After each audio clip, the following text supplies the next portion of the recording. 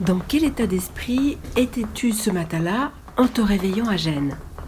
Moi, je me rappelle que de mon lit tout blanc, et là, j'ai pris conscience de ce qu'était le fait d'être enfant unique. C'était assez étrange, hein? C'est-à-dire, le monde m'appartenait, venais d'avoir 20 ans, et je savais que dans 1 mois ou 2 mois, il faudrait parler l'espagnol, il faudrait changer de vie.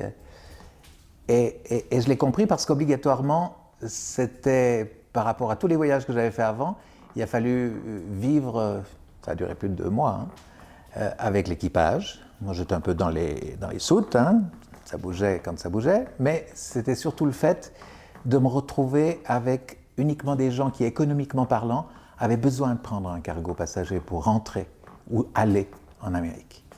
Alors, Gênes, il y avait déjà du monde, et il y avait particulièrement un couple que je vais retrouver un peu tout le long, qui étaient des missionnaires qui devaient débarquer pour aller au fond de l'Équateur et qui avaient même embarqué une Jeep. Et puis petit à petit, je suis tombé sur un journaliste qui était là et qui allait retrouver sa bien-aimée, où ils avaient correspondu, il n'y avait pas Internet, uniquement par courrier. Alors lui, il devait faire 1m60 et quand je l'ai découverte, elle devait faire 1m80, il devait faire 40 kilos et elle en faisait 80, c'était assez génial. Mais c'est un garçon qui parlait très très vite. Et là, eh bien, déjà en arrivant à Barcelone, vous savez, à Barcelone, il y a une statue de Christophe Colomb, hein, ça touche tout de suite. Ça y est, mais je suis parti là, je suis sur un bateau.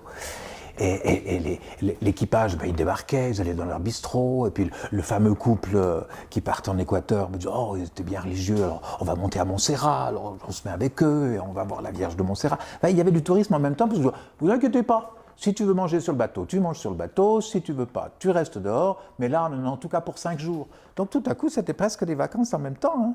Alors, Barcelone, Malaga, Cadix, on n'en finit plus, on est encore en Europe. Et puis d'un seul coup, la première vraie traversée, c'est d'aller jusqu'aux Canaries.